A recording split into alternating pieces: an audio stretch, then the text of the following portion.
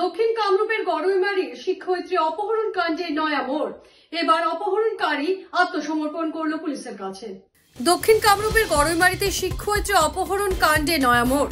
সংবাদ মাধ্যমে খবর প্রকাশিত হওয়ার পর শুক্রবার আত্মসমর্পণ করল শিক্ষয়িত্রী অপহরণকারী নুরুল ইসলাম। গোয়ালপাড়ার একটি থানায় শিক্ষয়িত্রী সহ আত্মসমর্পণ করেছিল ড্রাগস মাফিয়া অপহরণকারী নুরুল ইসলাম।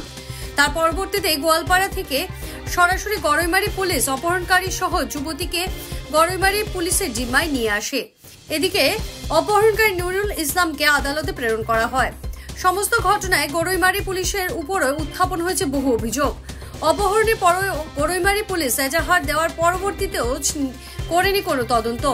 অন্যদিকে আত্মসমর্পণের পর যুবতী যখন জল চেয়েছিল, গড়ইমারি পুলিশ তাকে জল পর্যন্ত দেয়নি বলে অভিযোগ উঠেছে।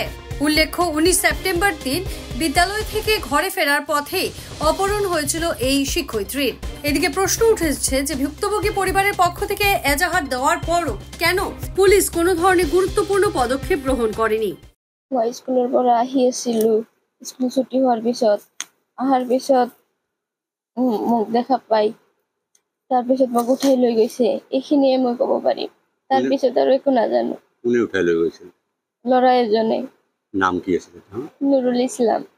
তাৰ লগত 4-5জন মান আছিল বুলি এটা খবৰ ওলাইছে। মই দেখা নাই। তাৰপিছত ক'ত লৈ গৈছিল? তাৰপিছত মই বহুত বমি কৰো, মোৰ একো চেঞ্চ নাছিল। তাৰপিছত শুনা পালো গোৱালপাৰা বুলি। আচ্ছা, এতিয়া এই পুলিচে কৈছে যে তুমি নুৰুল ইছলামক ভাল পোৱাৰ পিছত তুমি গুচি গৈছা বুলি তাৰ লগত পুলিচে কৈছিল, কিন্তু তোমাৰ মতে কি? ভয় পাই গৈছো, যি কৈছে চব ভয় খাই গৈছিলো। কাক ভয় খাইছিলে? নুৰুলৰ ভয়টো তুমি কৈছিলা? হয়। তাৰপিছত আচল ঘটনাটো কি? আচল ঘটনাটো মোক উঠাই লৈ গৈছে। আৰু মানে এটা মই কথা জানিম, এই আচলতে নুৰুল ইছলামে ভাল পোৱা বুলি যে কৈছিলে তোমাক, তুমি ভাল পাইছিলা তাক? নাই, ভাল পোৱা নাছিলা ন? কি অপহৰণ কৰিছে? হয়।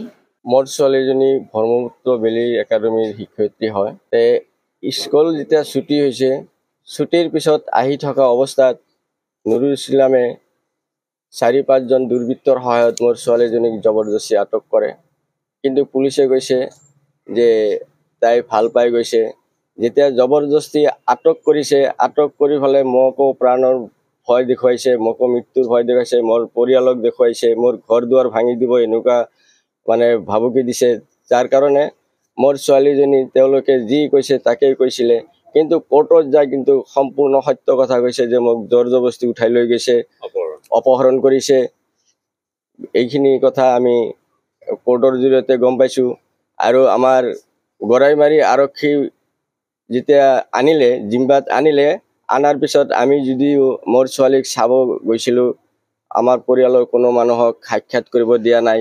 কিন্তু আসামী পক্ষৰ যিবিলাক মানুহ আছে তাতে কিন্তু 2-1জন মানুহ দেখা দেখি কৰিছে। কিন্তু আমাক আপটো মই কোৰ্টলৈকে গৈছিলোঁ, মোৰ ছোৱালীজনীৰ লগত কোনো ধৰণৰ কথা ক'ব দিয়া নাই। মোৰ ছোৱালীজনী ৰাস্তাত পুলিচৰ গাড়ীত পানী খুজিছিলে, পানীও দিয়া নাই। কিন্তু গাড়ীৰ ড্ৰাইভাৰজনে কৈছে যে ছোৱালীজনীক যদি পানী নিদিয়ে তেনেহ'লে কিন্তু অসুবিধা হ'ব। সেনেকৈ তাৰপিছত পানী খুৱাইছে।